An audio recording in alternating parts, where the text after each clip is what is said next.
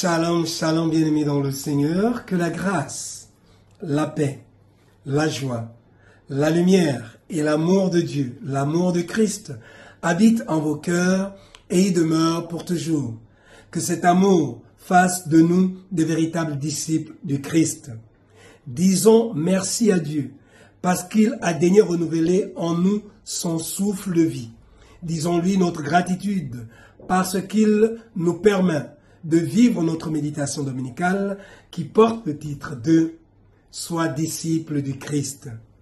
Chers frères et sœurs, dimanche dernier, l'on nous disait que Jésus est le bon pasteur, le vrai berger que nous devons écouter. Et justement ce dimanche, lui, il s'adresse à nous en nous disant ceci. Vous devez être mes disciples. Mais alors, quelle est la condition ou le critère pour être disciple de Christ? Jésus nous donne la réponse dans l'évangile du jour. Jean chapitre 13, versets 31 à 35. Il nous dit précisément ceci.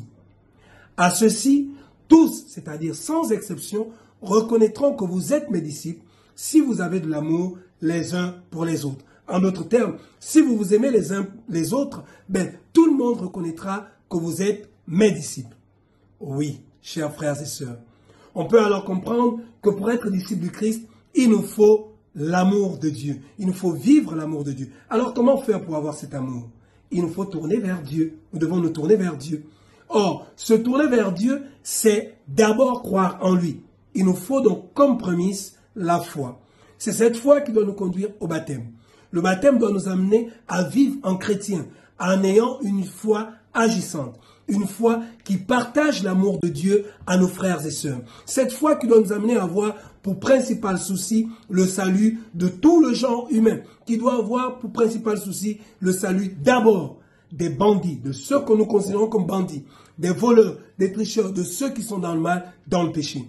Et c'est ce souci qu'avaient Paul et Barnabé dans la première lecture, les Actes des Apôtres. Ils allaient, ils créaient des communautés, ils organisaient des communautés qui devaient vivre l'amour de Dieu. Toi et moi, nous sommes invités à propager cet amour de Dieu en amenant nos frères et sœurs vers ce monde merveilleux dont parle Jean dans l'Apocalypse de Jean, la deuxième lecture. Alors oui, chers frères et sœurs, cet amour que nous devons partager au monde, que nous devons avoir les uns pour les autres, les uns avec les autres, doit d'abord être tourné vers les plus pauvres, les nécessiteux, les abandonnés, les laissés pour compte. Alors prions les uns pour les autres. Demandons au Seigneur de nous remplir de son Esprit Saint, afin que notre foi nous pousse à accueillir son amour et vivre de cet amour partout où nous sommes, sans distinction de race, de couleur, de peuple, pour sa plus grande gloire et le salut de chacune de nos âmes. Loué soit Jésus-Christ à jamais. Que le Seigneur vous bénisse et vous accorde de passer un fructueux dimanche, lui qui est Père, Fils et Saint-Esprit. Amen. Soyez bénis.